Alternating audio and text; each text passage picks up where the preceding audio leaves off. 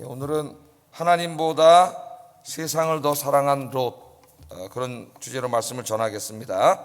오늘 아침에는 여기 여러 가지 주제가 나오는데 롯에 대해서 좀 생각을 한번 해보겠어요. 롯이라고 하는 사람. 자, 롯은 아브라함의 조카죠. 아브라함이 큰아버지입니다. 일찍이 아버지를 잃어서 아브라함은 자식이 없었고 롯을 데려다가 이제 자기 아들처럼 키웠어요. 그러니까 아버지나 마찬가지입니다. 그래서 이제 이 약속의 땅까지 올 때도 아브라함이 항상 롯을 데리고 이렇게 와서 같이 살았는데 어느 날 이제 롯도 굉장히 재산이 많아졌고 종도 많아졌고 서로 이제 같은 장소에서 가축을 치다 보니까 이익 관계가 이렇게 부딪히기 시작하면서 종들끼리 다툼이 있고 그래서 이제 결국 이제 아브라함과 갈라지게 됐죠. 그래서 아브라함이 먼저 선택하라고 그랬죠. 네가 먼저 선택하면은 그 다음에 내가 선택하겠다. 그랬더니 이 롯이 아버지 같은 큰아버지가 그렇게 얘기하는데도 아이고 잘 됐다 그러고 자기가 먼저 선택을 했어요. 네, 롯이 선택의 기준, 그런 주제로 제가 한번 설교를 했었죠. 어디로 가야 내가 하나님을 더 잘 섬길 수 있는가, 이런 것은 전혀 생각하지 않고 어디로 가야 내가 더 잘 먹고 잘 살 수 있는가, 돈 많이 벌어서 성공하고 출세하고 편안하게 살 수 있는가, 이런 것만 그 사람에게는 관심이 있었어요. 그런 관점으로 세상을 바라보니까 어디가 좋게 보였어요? 소돔과 고모라가 좋게 보였습니다. 그런데 그곳에는 죄악이 관영하는 것이었어요. 오늘 본문에 보면 심지어는 동성애도 관영했던 그런 곳입니다. 가족들 데리고 자식들 데리고 가서 신앙 교육을 시키고 그렇게 살 수 있는 곳이 아니었어요. 그런데 롯의 눈에는 뭐만 있어요? 이 세상 것에 대한 욕심밖에 없기 때문에 눈으로 그거밖에 보이지 않는 거죠.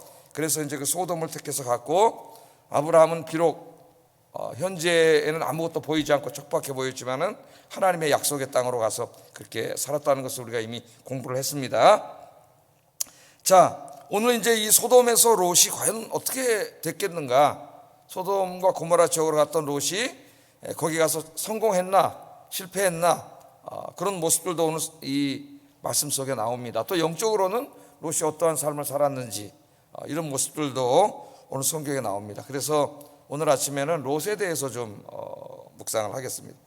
자, 1절에 보면은 소돔과 고모라를 심판하러 이제 두 천사가 드디어 이제 소돔성에 도착하게 되는데, 그때 이제 날이 저물었다. 그러니까 저녁 때에서 이제 밤으로 이렇게 넘어가는 그 시간에 두 천사가 소돔과 고모라를 심판하기 위해서 소돔성에 이르렀다는 것을 1절이 우리에게 알려주고 있어요. 1절 보시면 저녁 때 두 천사가 소돔에 이르니 마침 롯이 소돔 성문에 앉아 있다가 그들을 보고 일어나 영접하고 땅에 엎드려 절했다. 이렇게 말씀이 나오죠. 그래서 이제 이 밤중이 다 됐을 때 천사들이 도착을 했습니다. 물론 롯은 그 두 사람이 천사인지 맨 처음에는 알지 못했어요. 자, 그런데 롯이 어디에 앉았어요? 그 저녁 때까지 성문에 앉아 있었다고 성경은 기록하고 있습니다. 자, 이 성문에 앉아 있었다 하는 이 말씀이 작은 말씀이지만은 이 롯이 소돔에 가서 성공했는지 성공하지 않았는지를 보여주는 굉장히 중요한 단서가 돼요. 성문에 앉았다. 아니, 성문에 앉아 있는데 무슨 단서가 됩니까? 그렇게 물어볼 수 있습니다. 그럼 여기 성문에 앉았다는 말은 우리가 어디죠? 남산이나 북한산이나 어디 이렇게 등산 갔다가 힘들어가지고 그냥 성문에 걸터 앉아서 쉬었다고 하는 그런 내용의 의미가 아니에요. 여기 성문이라고 하는 것은 이 고대 근동지방에서는 성문은 공적인 공공의 장소입니다. 주로 이곳에서 어떤 일을 했냐면은 사람들이 이제 살다가 보면은 다툼이 생기죠. 이런저런 다툼이 생기면은 누군가 해결해 줘야 돼요. 이걸 법적으로 공적으로 해결해 주지 않으면은 두 사람 간에 다툼이 생기면은 피비린내 나는 이제 폭력이 왔다 갔다 하면 난리가 나죠. 사적으로 복수를 하면은 그래서 이제 공적으로 이 문제를 해결해 줘야 되는데 이 성문에 앉았다는 말은 그 성에서 앉아서 이런 문제들이 발생했을 때 그 사람들 당사자 간에 이 쟁점을 해결해 주는 역할을 했다는 거예요. 그러니까 지금으로 말하면 재판관입니다. 이런 이제 재판의 문제가 성문 앞에서 벌어졌어요. 그러니까 성문 앞은 공공의 장소예요. 그래서 성문에 앉아 있다는 말은 롯이 소돔에 가서 굉장히 그 지역에서 성공하고 출세했다는 걸 보여주는 거예요. 타지인으로서 그곳에 가서 살았는데 사람들에게 인정을 받아가지고 거기서 점점 존경도 받아가지고 어디까지 올라갔어요? 사람들의 문제가 생겼을 때, 쟁점이 생겼을 때 그걸 법률적으로 해결해주는 재판관 자리까지 올랐다는 것을 여기 보여줘요. 성문에 앉았다, 그 말이 그것을 보여줍니다. 자, 오늘 이제 두 천사가, 문제는 거기에 있는 게 아니고, 두 천사가 이제 이 소돔 성을, 고모라 성을 멸망하러 이제 찾아왔죠. 그러니까 지금 곧 유황불 심판이 있을 거예요. 그럼 이게 이제 신앙이 있는 사람이고 영적인 사람이라면 그것을 이미 이제 모든 상황을 통해서 감지하고 있어야 되는데 롯은 전혀 감지하지 못하고 있습니다. 영적으로 어두워진 거죠. 전혀 감지하지 못하고 천사가 지금 이 성을 유황불로 심판하러 도착한 그때에도, 그 시간에도 롯은 여전히 소돔 생활을 즐기고 있었어요. 재판관이 돼가지고 거기 성문에 앉아서, 그날 아마 당번이었나 보죠. 거기서 딱 앉아가지고 소돔 생활을 아주 열심히 하고 있었습니다. 자, 그만큼 롯은 영적으로 둔감해졌고 세속적인 사람이 되었다. 그것을 우리에게 알려주고 있습니다. 롯은 이 소돔에서 부와 권세와 세상적인 명예를 얻었지만은 그 인생에 정말 중요한 분을 잊어버렸어요. 누굴 잊어버렸어요? 하나님을 잊어버렸죠. 하나님을.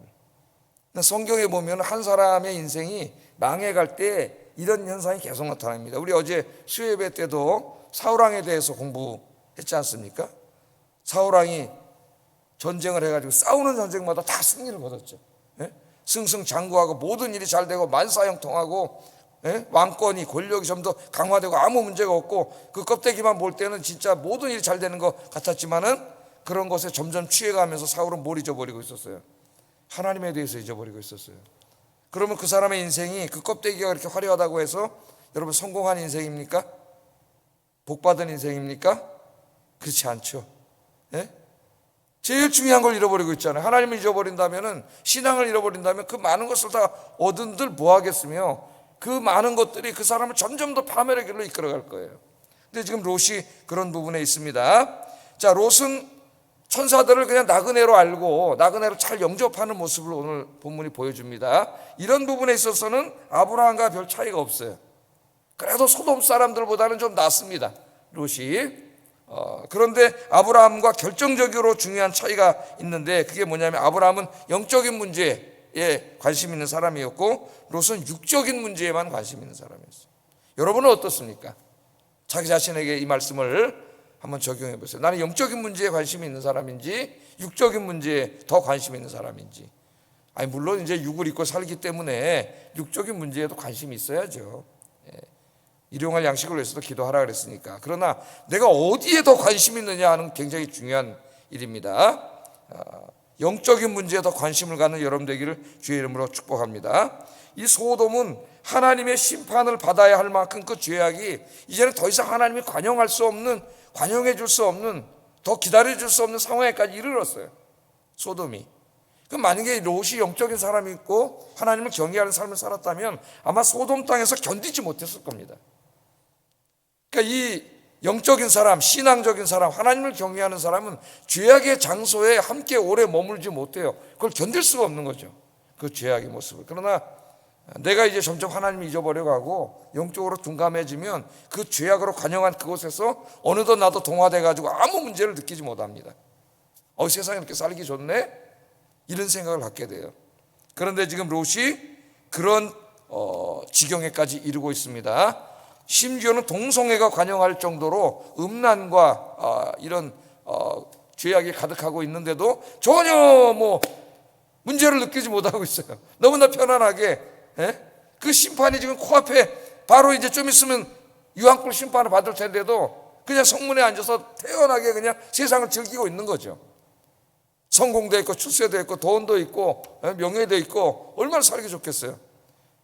그런데 진짜 아브라함의 중보기도가 아니고 하나님의 사랑이 아니었다면 롯과 가족은 좀 있으면 유황불로 멸망받을 사람이에요.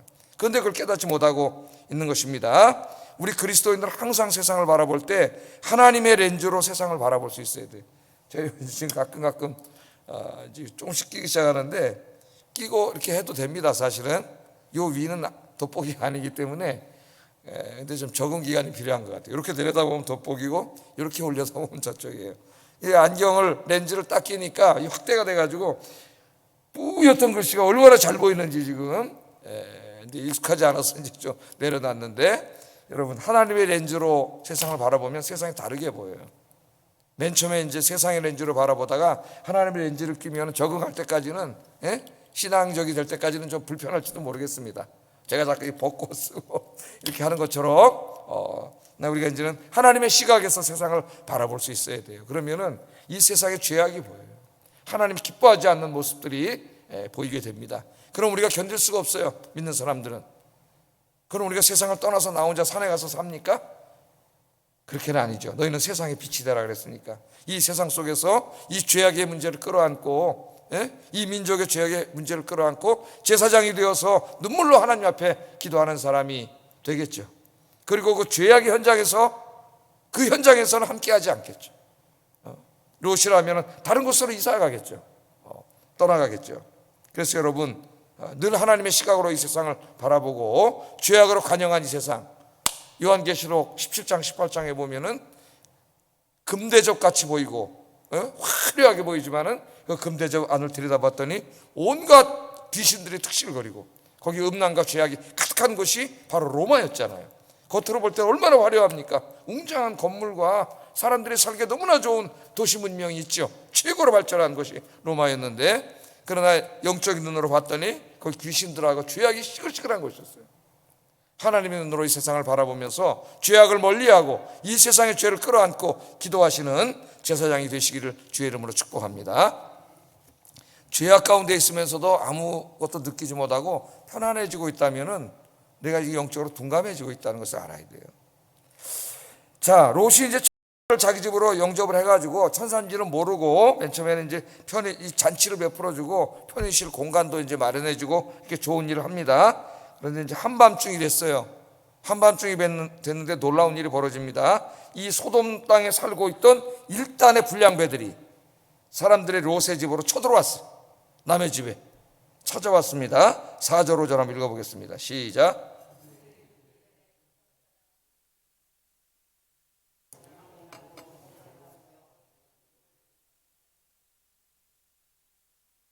오늘 밤에 내게 온 사람들이 어디 있느냐, 이끌어내라. 우리가 그들을 상관하리라. 이 성의 불량배들이 찾아왔습니다. 그런데 그 소돔 백성들이 노소를 막론하고 원근에서 다 모여, 노소를 막론하고 원근에서 다 모여, 그러니까 상당수의 사람들이 찾아왔는데 그 천사들이 둘이 이제 이 집에 들어간 거를 성문에서부터 다 봤잖아요. 그걸 보고 있다 가만히 보니까 롯의 집으로 들어가거든. 그러니까 이제 해가 떨어지고 밤이 완전히 깜깜한 밤이 되니까 새까맣게 몰려온 거예요. 왜 몰려왔어요? 우리가 그를 상관하리라. 상관한다는 말은 성적 이름입니다. 그러니까 여기에 이제 이 불량배들이 찾아와서 내놓으라는 거예요. 천사들이 이제 사람의 모습으로 왔으니까 아마 성문을 들어갈 때는 좀 저녁이었기 때문에 다 얼굴이 보였겠죠. 그 용모가 굉장히 준수했을 거예요, 아마. 그랬더니 이제 침을 꿀꺽 생긴 거예요. 음란의 침을. 누가? 동성들이, 남자들이, 이 불량배들이. 그러니까 그걸 다 보고 롯의 집으로 들어가니까 기다리고 있다니까 깜깜해지니까 밤에는 이제 안 보이잖아요. 그러니까 이 사람들 새까맣게 롯의 집으로 몰려왔는데 몇 명이 맨 처음에 왔겠죠. 여기저기서 오다 보니까 원근에 다 온 거예요. 모여서 온 게 아니라 몇 명씩 왔는데 그게 다 온 거예요, 거기에. 그래서 롯의 집을 이렇게 에워쌌습니다. 우리가 이걸 통해서 볼 때 당시 소돔성에는 이미 동성애가 만연하고 있었다는 거. 그 동성애가 여러분 무슨 최근 21세기의 문제만이 아닙니다. 신약 성경에 보면 바울도 로마서 1장에서 동성애를 다루고 고린도서에서도 동성애를 다루는데 로마 사회는 그래도 이게 비일비재한 일이었고 지금도 마찬가지예요. 지금은 이제 뭐 제가 지난번에도 말했지만 합법화하는 일들이 벌어져서 미국과 유럽에서 이제 합법화하는 일들이 벌어지고 지금 우리나라에서도 이런 운동이 벌어지고 입법화하려고 하고 있습니다. 지금 입법화, 대통령 선거 때문에 지금 잠깐 주춤하고 있습니다. 기독교인들한테 표 잃을까봐 지금 잠깐 주춤하고 있지만은 이게 또 이제 언젠가는 우리 사회에서도 굉장히 심각하게 되고, 오늘처럼 제가 동성애에 대해서 설교하면서 하나님의 말씀으로 잘못됐다고 이야기하면은 이제 제가 고발당해가지고 잡혀갑니다. 잡혀가서 제가 뭐라 그랬어요? 예시된 법에 의하면 한 건당 벌금 3천만 원이라 그랬죠. 제가 한 번 설교하면은 3천만 원 벌금 내야 되는. 하나님의 말씀도 자유롭게 선포하지 못하는 법을, 이런 사탄적인 법을 만들려고 그래요, 지금 정치인들이. 여러분 누가 그런 짓을 하고 있는지 잘 보셔야 돼요. 잘 보셔야 됩니다. 자, 그랬더니 롯이 깜짝 놀라가지고 문을 닫아버렸어요. 예? 그리고 이제 무리들에게 자기 혼자 나가서 설득을 하기 시작합니다. 설득을 하기 시작해요. 뭐라고 설득을 해요? 악을 행하지 말라 그러면서 손님들 대신 결혼하지 않은 두 딸이 있는데, 참 이것도 이상한 아버지죠. 내 두 딸을 내줄 테니까 두 딸을 데리고 나가서 너들 맘대로 하든지 말든지 손님에게는 아무 짓도 하지 마라. 자, 이거 우리가 어떻게 받아들여야 되겠습니까, 여러분? 이런 사람의 태도를, 우리에게 이런 태도가 있거든요. 한번 좀 살펴보겠습니다. 8절 한번 읽어보겠습니다. 시작. 내게 남자를 가까이 하지 아니한 두 딸이 있노라. 청하건대 내가 그들을 너희에게 이끌어내리니 너희 눈에 좋을 대로 그들에게 행하고 이 사람들은 내 집에 들어왔은즉 이 사람들에게는 아무 일도 저지르지 말라. 자, 롯의 이와 같은 태도를 어떻게 보아야 할까요? 손님의 입장에서 보면은 롯은 너무 좋은 사람이에요. 예? 손님의 입장에서 보면은 사람은 다 자기 입장에서만 봅니다. 세상을 자기 입장에서 볼 것만 보고 들을 것만 들으려고 그러는 게 사람이에요. 자, 롯은 지금 자기 집에 들어온 손님을 보호해야 하는 세상의 관습에 충실하고 있습니다. 그런데 롯은 딸의 입장에서, 딸이 아마 기겁을 했을 거예요. 그래서 자기 아버지가 그런 말을 하는 걸 보고, 여러분이 딸이었다면 어떻게 생각하겠어요? 아버지에 대해서 정말 한심한 아빠죠. 예? 이 아빠는 불량한 사람들로부터 목숨을 걸고 자기 딸을 지켜야 될 의무가 있는 가장임에도 불구하고 불량배들의 성적인 노력으로 딸을 내주겠다는 지금 이런 거래를 하고 있습니다. 자, 롯에게 다른 길은 없었을까요? 여러분 같으면 어떻게 하시겠습니까?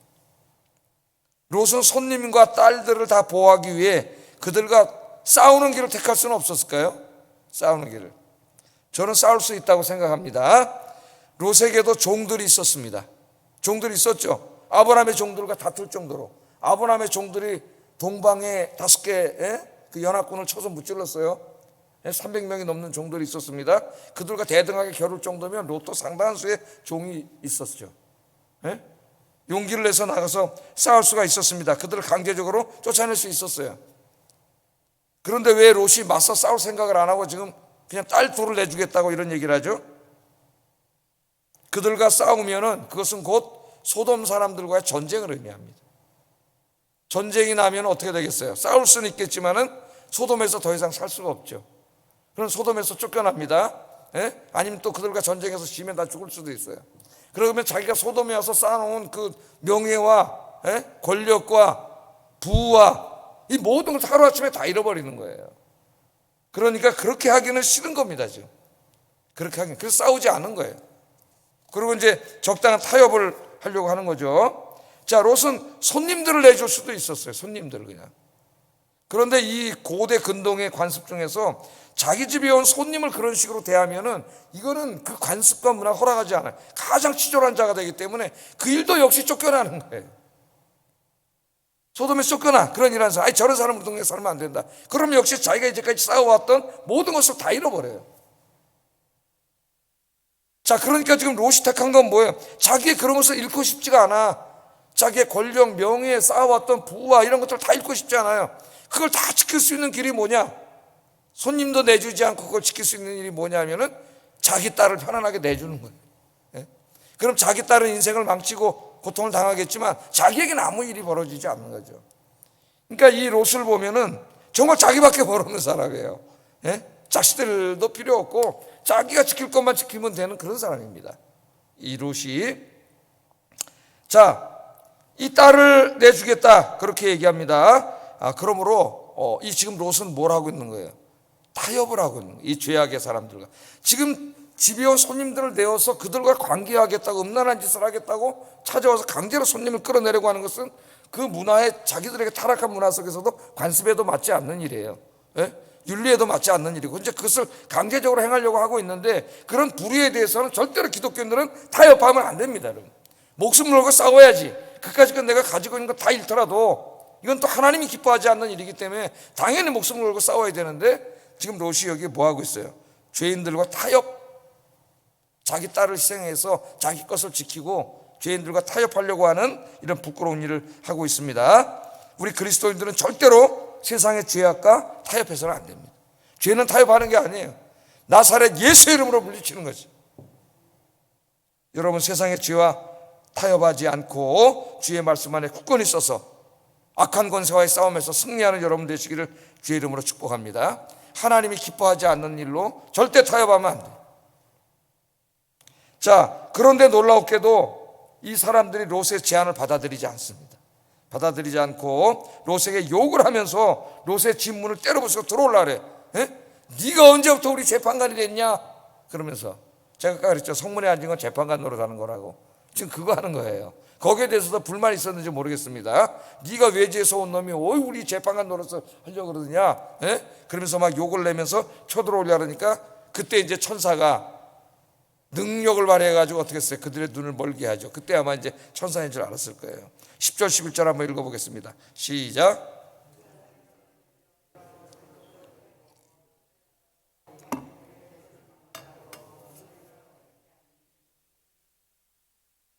여기 어둡게 했다는 말은 산베르라고 하는 히브리 말을 번역한 건데 갑작스러운 실명을 의미합니다. 하나님 눈을 멀게 해버렸어요. 그래서 아무 힘도 쓸 수 없는 존재들이 됐습니다. 금방이라도 롯의 집을 부수고 들어올 것 같이 기세 등등하던 악한 자들이 한순간에 앞도 보지 못하는 우스운 자들이 된 거예요. 여러분, 세상이 태산같이 크고 세상의 죄악이 금방 나를 삼킬 것 같아도 세상은 아무것도 아니다. 하나님이 말씀 한마디만 하셔도 세상은 헛겹이다. 여러분, 그것을 잊지 마시고 하나님 의지하고 승리하시기를 주의 이름으로 축복합니다. 지금 이 시간에도 마귀는 이 세상에 힘 있는 자들을 통하여 사회제도와 시스템을 통하여 관습과 문화를 통하여 하나님의 백성들을 넘어뜨리려고 오늘 하루도 우리 여러분 세상에 나가면 다가올 겁니다. 때로는 위협하고 협박하고 그렇게 할 거예요. 그러나 두려워하지 마세요. 하나님께서 한순간에 말씀만 하셔도 그들은 다 거꾸러질 수밖에 없는 존재들이라는 것을 잊지 마시기를 바랍니다. 자, 천사들이 이제 그렇게 하면서 롯에게 여기에 온 이유를 이제 가르쳐 주기 시작하는 거죠. 소돔과 이 고모라 성에 대한 심판을 알려 주었습니다. 천사들은 롯을 생각하여 롯에게 속한 모든 사람들을 성 밖으로 데리고 나가라고 말합니다. 그때 롯이 이제 깨달은 거죠. 이분들이 하나님의 천사구나. 심판하러 오셨구나. 그걸 깨닫게 됩니다. 그랬더니 롯이 갑자기 정신이 번쩍 들었어요. 자기만 살고 있는 게 아니잖아요, 이 성에. 지금 딸들이 있는데 딸들이 시집가서 지금 정혼해가지고 이제 결혼해서 살고 있는데 딸들이 생각나고 사위가 생각이 난 거예요. 좀 있으면 이 성이 유황불에 떨어 다 죽습니다, 있는 사람이. 그러니까 지금 딴 사람 생각 안 나고 자기 자식들은 데리고 구원해야 될 거 아니에요. 그래서 이제 이 사실을 알리죠, 딸들에게. 14절 한번 읽어보겠습니다. 시작. 여호와께서 이 성을 멸하실 터이니 너희는 일어나 이곳에서 떠나라 하되 그의 사위들은 농담으로 여겼더라. 딸들과 사위들을 데려다가 이제 하나님이 심판을 한다. 이 성을 빨리 떠나야 된다. 이 다 버리고 떠나야 된다. 그랬더니 사위들이 뭐라 했어요? 이 말을 농담으로 여겼다 했어요. 농담으로. 먼 훗날 신약 성경에 베드로서를 읽어보면은 우리 그리스도인들이 이제 세상의 종말에 대해서 이야기하고 하나님의 심판에 대해서 이야기할 때 사람들이 이것을 조롱하고 농담으로 여긴다 그랬어요. 농담으로. 정말 여러분 복음을 전해 보셨습니까? 이런 그리스도의 심판에 대해서 전해 보셨습니까? 그건 사람들이 웃을 거예요. 이렇게 세상에 살기 좋은데 무슨 하나님이 심판이 있냐고 조롱하고 농담으로 이 세상 사람들이 여깁니다. 여기 이 안타까운 일을 보세요. 롯이 하나님을 잊어버리고 세상에 취해서 살다가 그의 결국이 어떻게 됐냐면은 자기 눈앞에서 사위들이 유황불 심판을 받아 죽는 것을 볼 수밖에 없는 상황에 처하게 된 거죠. 구원하지 못했어요. 롯이 하나님보다 세상을 더 사랑했을 때 롯은 그 죄악의 쓴 열매를 먹을 수밖에 없었다는 거. 늘 여러분 이 말씀을 절대로 잊지 마시기를 주의 이름으로 축복합니다. 자, 마지막으로 하나를 더 살펴보고 기도하겠습니다. 이 롯은 이 유황불 심판이 이제 있을 거라고 천사가 가르쳐 줬는데도 놀랍게도 떠나려고 하질 않아요. 떠나려고 하죠. 자꾸 머뭇거리는 모습이 나오는데 자꾸 머뭇거리니까 천사가 강제로 끌어냅니다. 15절 16절 한번 읽어보겠습니다. 15절 16절 시작. 내 아내와 두 딸을 이끌어내라. 이 성의 죄악 중에 함께 멸망할까 하노라. 그러나 롯이 지체함에 그 사람들이 롯의 손과 그 아내의 손과 두 딸의 손을 잡아 인도하여 성 밖에 두니 여호와께서 그에게 자비를 더하심이었더라. 아멘. 지체했다 그랬잖아요. 안 가. 예? 사위들은 농담으로 여기 믿지 않으니까 안 가고, 이 사람 이제 심판이 있을 거라고 알려줬는데도 자꾸 이제 가려고 하는데 자꾸 뒤돌아보는 거죠. 머뭇거리고. 이제 하나님의 유황불이 떨어질 텐데 급하니까 그냥 천사가 부인하고 딸 둘하고, 사위는 농담을 여기가 안 가니까 사위들 다 심판받아 죽었어요.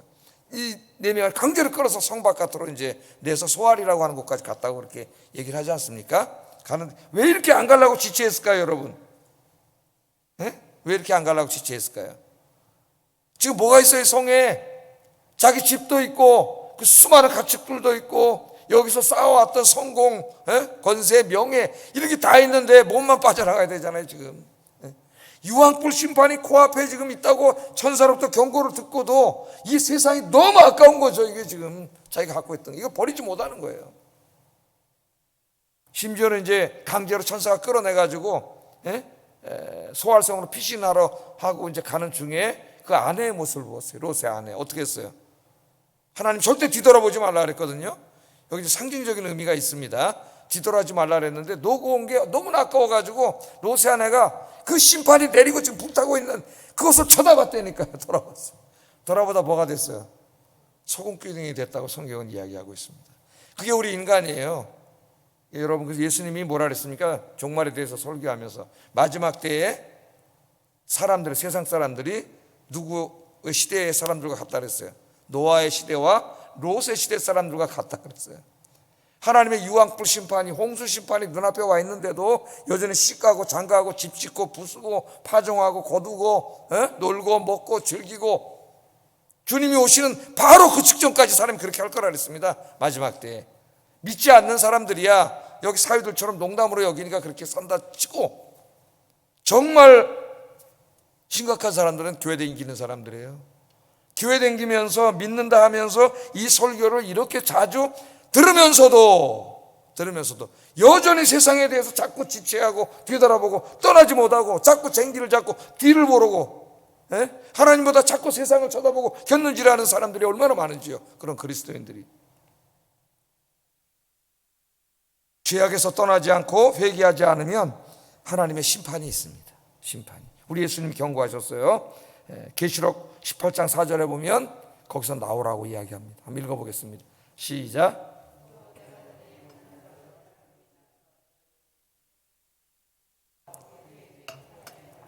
그들의 받을 재앙을 받지 말라. 자꾸 세상을 뒤돌아보고 거기에 함께하고 거기서 즐겨 오르면 그들과 똑같은 심판을 받는다고 하나님 말씀을. 하나님이 얘기하면 거기서 나와라.